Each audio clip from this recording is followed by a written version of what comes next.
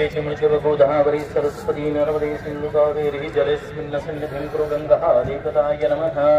अगरबत्ती थोडी लावून द्या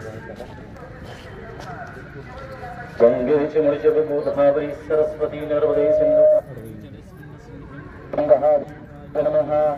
पत्रपुष्पं च द्रौपदी प्रणयं च निवेदयामि नैवेद्यन्ते पानीयं समर्पयामि। अगरबत्तीच्या भांड्याला बोलायचं आहे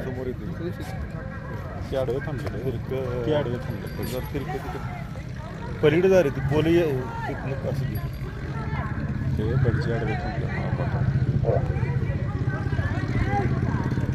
वनस्पतिर्गन्धार्वगन्धर्वदैवानां धूपोऽहं प्रतिगृह्यतां गंगादेवताय नमः। समृद्धिं भवः। तांब्याला हात लावून नमस्कार करा। प्रार्थनापूर्वक नमस्कारं करोमि। शुभं भवतु कल्याणमस्तु। त्यानंतर उजवा पुढे द्या। ओम 3 वेळा पाणी प्यायचं आहे। केशवाय नमः, माधवाय नमः, गोपालाय नमः, गोविंदाय नमः, ओम शिवाय नमः, शंकराय नमः, महेश्वराय नमः। अभ्युदं शोधयामि स्वाहा, सर्वतत्वं शोधयामि स्वाहा। एकदा पाणी खाली सोडून द्यायचं आहे दोघांनी पण। त्यानंतर आता मनामध्ये संकल्प करायचा हे आपण जे काही कार्य करायला लागलेलं आहे हे कृषी प्रदर्शन या ठिकाणी संपन्न करीत आहे। या ठिकाणी हे निर्विघ्नपणे हे कृषी प्रदर्शन संपन्न होऊन सर्वांना आशीर्वाद मिळावा। या ठिकाणी ग्रामदेवता स्थानदेवता या ठिकाणी पृथ्वीदेवता आपल्याला प्रार्थना करत आहे म्हणायचं आहे। हर ओम श्रीमन्महागणाधीश्वराय नमः। इष्टदैवताभ्यो नमः, कुलदैवताभ्यो नमः, स्थानदैवताभ्यो नमः, वासुदेवताभ्यो नमः, पार्वती परमेश्वराभ्यो नमः, सर्वेभ्यो देवेभ्यो नमः, सर्वेभ्यो जंगमेभ्यो नमः। मंगलमस्तु। हात जोडून प्रार्थना करायची आहे।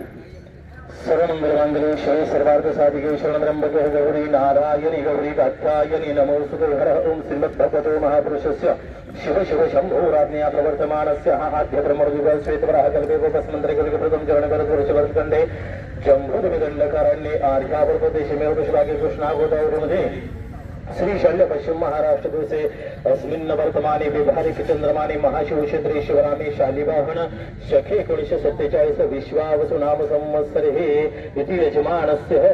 तुम्ही आपापली नावं घ्यायची आहे।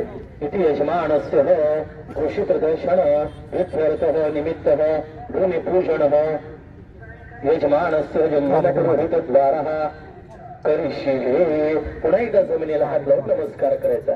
ओम माता देवताय नमः। समृद्धिं भवः। आपल्या समोर 5 विडे पानाचे मांडलेले मुलानं 5 विड्यांना पाणी घालायचं आहे।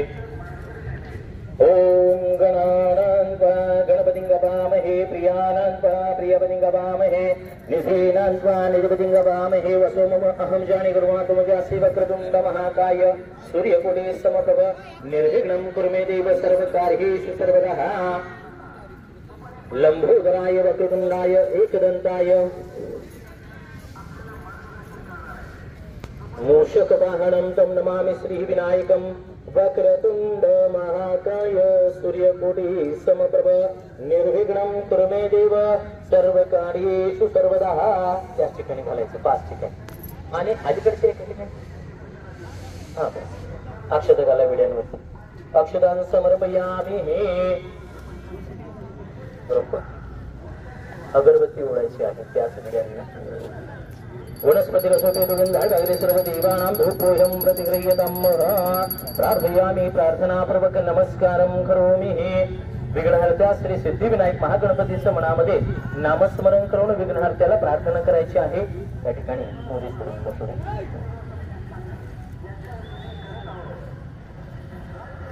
दोनही या ठिकाणी सोडून द्यायचे। नंदाय पुत्रपुत्र आदिकाय ऐश्वर्याय समृद्धिं भवः। त्याच्यामध्ये फुलानं थोडंसं पाणी। शर्करा खाद्यं गुडखाद्यं नैवेद्यं निवेदयामि नैवेद्यान्ते पानीयं समर्पयामि। त्यानंतर बघा 5 दगडांना पुढचं पाणी घालायचं आहे त्याच फुलानं।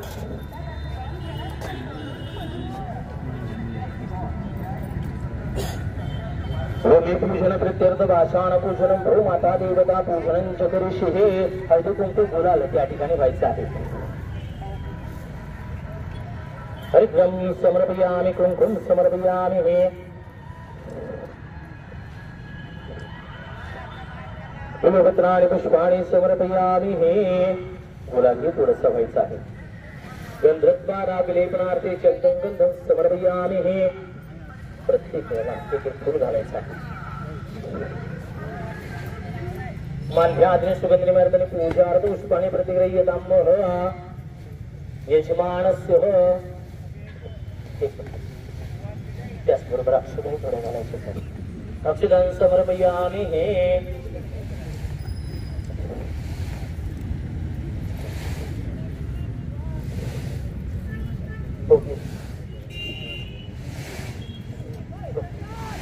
धनंदाय पुत्रपुत्रादिकाय ऐश्वर्याय समृद्धिं भवः वनस्पतिगन्धाय अग्रे सर्वदेवानां रूपोऽयं प्रतिगृह्यतामः।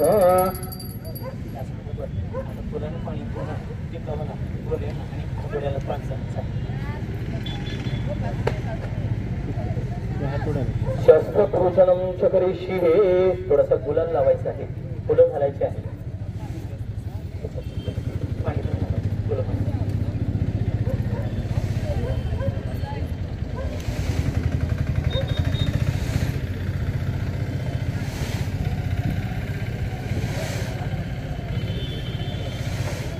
आता फुलं घाला तिथे।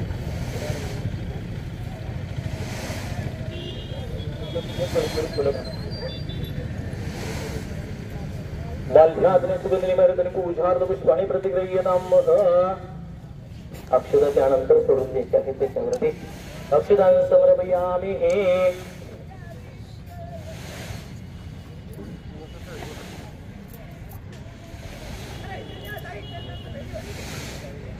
सगळं पाणी दगडावरती सोडून द्यायचं आहे। ओम अपवित्रो पवित्रः सर्वावस्थं गतविवाह्य स्मरेत सदाशिवम्। ओम पुनन्तु महादेव जना पुनन्तु मनसः देहा पुनन्तु विश्वाभूतानि जातवेदो पुनिमः। त्या पाषाणाला गुलाल पुष्प लावायचा आहे। आता एक नारळ आपल्याला समोर घ्यायचा आहे, त्याच्यावरती थोडंसं पाणी सोडायचं आहे।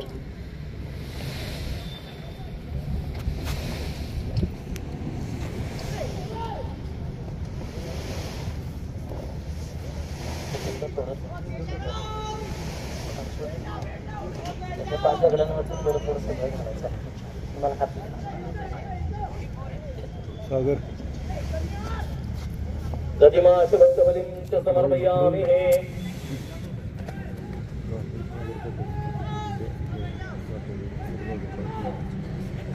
तिथं काटायचं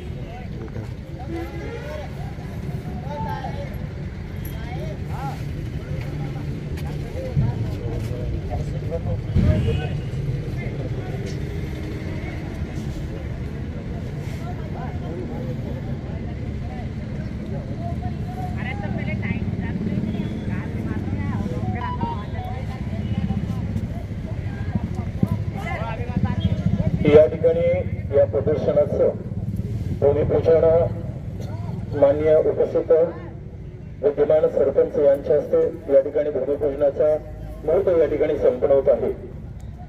या भूमिपूजनाचा या ठिकाणी प्रथम नारळ फोडून मान्य सरपंच या ठिकाणी शुभारंभ करतील। नारळ फोडल्यानंतर सर्वांनी टाळ्या वाजवून स्वागत करायचं आहे। चला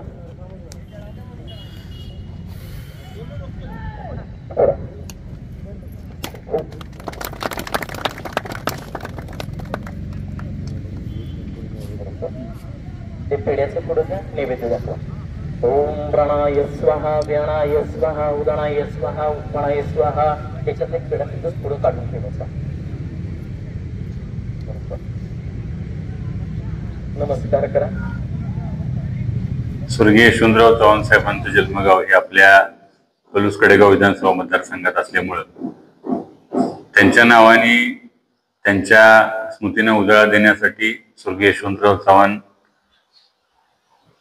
साहेबांच्या नावाने आपण यशवंत कृषी महोत्सव आपल्या पलूस या ठिकाणी आयोजित करतोय। दिनांक 31 ते 4 नोव्हेंबर म्हणजे 31 ऑक्टोबर ते 4 नोव्हेंबर या 5 दिवसाचा हा कृषी महोत्सव पलूसमध्ये होतोय। पलूस परिसर हा कृष्णा नदीच्या काठावर असल्यामुळं 100% पलूस तालुका हा बागायती आहे। इथला शेतकरी हा द्राक्ष, केळी, ऊस, निर्यातक्षम फुलं पिकवणारा शेतकरी आहे। तर या शेतकऱ्यांना आधुनिक तंत्रज्ञानाची माहिती व्हावी, AI तंत्रज्ञानाचा कृषी क्षेत्रातला जो जी वाढ व्हायला पाहिजे त्या दृष्टिकोनातून शेतकऱ्यांना त्या AI तंत्रज्ञानाची माहिती मिळावी या अनुषंगाने आपण या ठिकाणी कृषी प्रदर्शन आयोजित करतोय। या कृषी प्रदर्शनामध्ये 5 दिवस वेगवेगळ्या वक्त्यांची AI वरती एक स्वतंत्र दालन असेल, AI विषयावरती एक स्वतंत्र व्याख्यान या ठिकाणी आयोजित करण्यात येणार आहे। त्याचबरोबर सेंद्रिय शेती असेल, द्राक्षातलं नवनवीन तंत्रज्ञान, ऊस शेती असेल, हळद असेल, यासाठी वेगवेगळ्या तज्ञांचं मार्गदर्शन 5 दिवस या ठिकाणी आयोजित केलं जाणार आहे। या प्रदर्शनामध्ये जवळजवळ 200 पेक्षा जास्त राष्ट्रीय आणि आंतरराष्ट्रीय कंपन्यांचा सहभाग असणार आहे। या सर्व कंपन्या जास्तीत जास्तपणे शेतकऱ्यांसाठी नवनवीन तंत्रज्ञान घेऊन या ठिकाणी येणार आहेत। शेतकऱ्यांनी या नवीन तंत्रज्ञानाची माहिती घ्यावी, नवीन तंत्रज्ञानाचा उपयोग आपल्या शेतामध्ये करावा, यासाठी हे प्रदर्शन एक पर्वणी ठरणार आहे। या ठिकाणी प्रदर्शनाबरोबरच खास आकर्षण म्हणून आपण 1.5 टनाचा रेडा असेल, वेगवेगळे पशुपक्षी असतील, त्याचबरोबर डॉग शो असेल, असे विविध कार्यक्रमांचे आयोजन सुद्धा या निमित्ताने केलेलं आहे।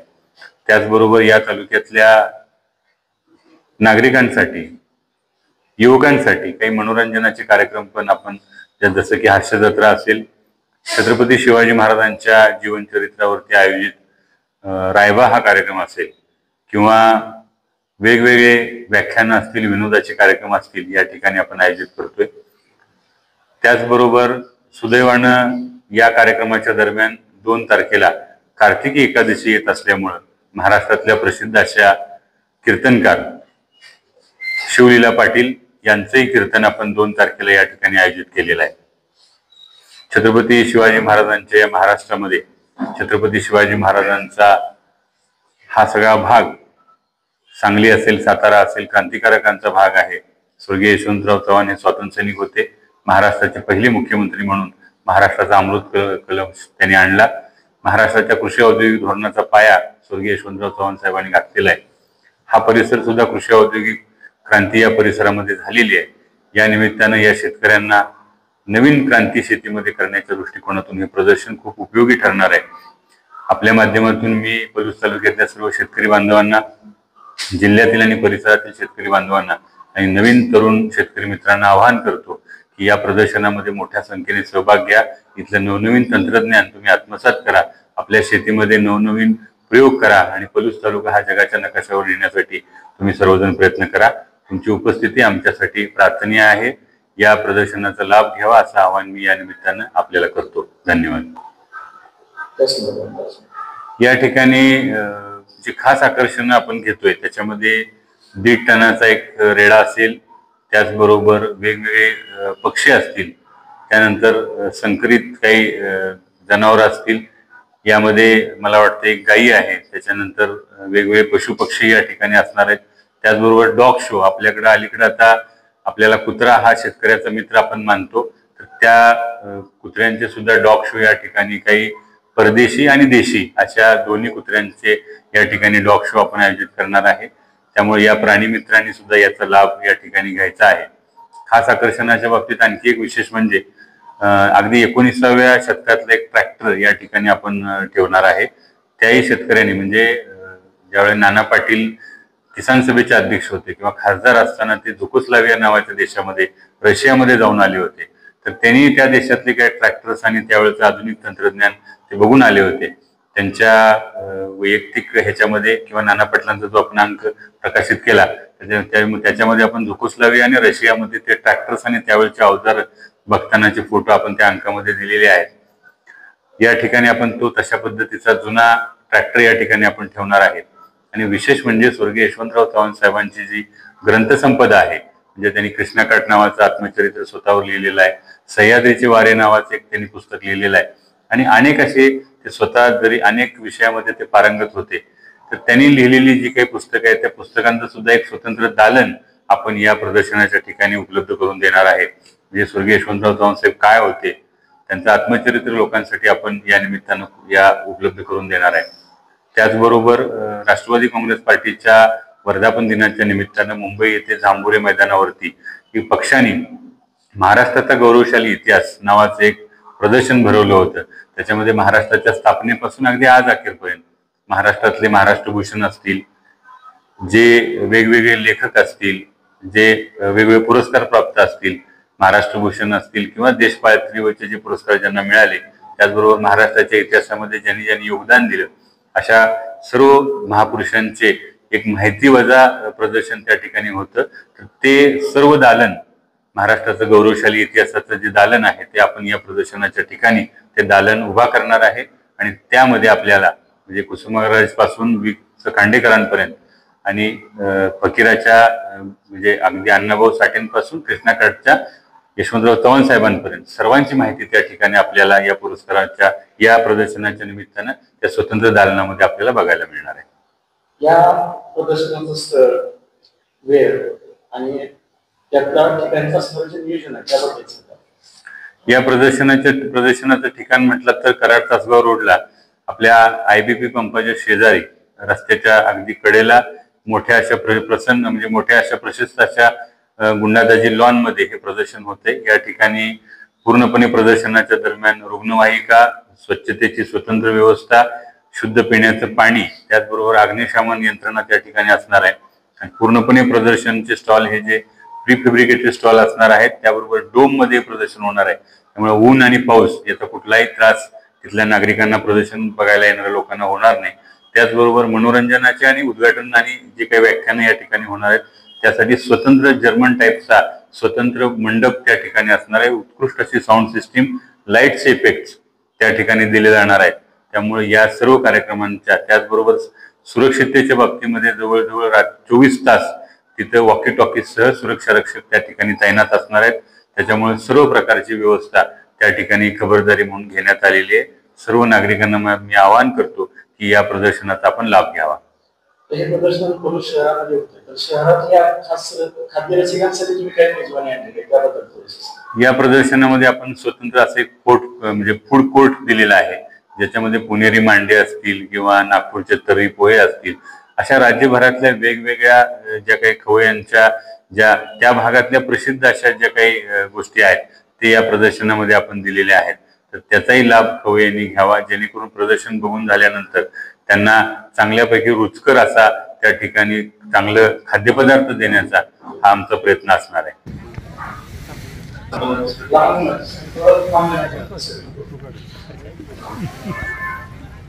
लहान मुलांसाठी मिकी माऊस असेल, जम्पिंग जॅक असेल किंवा इतर अशा ज्या काही खेळाच्या साहित्य त्या ठिकाणी उपलब्ध करून दिलेलं आहे. लहान मुलांनाही त्याचा लाभ घेता येणार आहे, कारण नुसत्याच दिवाळी सुट्टी संपलेल्या आहेत. त्यामुळं लहान मुलांना बागडायला, खेळायला ती त्या ठिकाणी स्वतंत्र अशी व्यवस्था आहे आणि स्वतंत्र पार्किंगची व्यवस्था आहे. प्रदर्शन जरी मेन रोडला अगदी असलं तरी इन आणि आउट अशी स्वतंत्र प्रवेशाची आणि बाहेर पडण्याची एक्झिटची व्यवस्था त्या ठिकाणी आहे.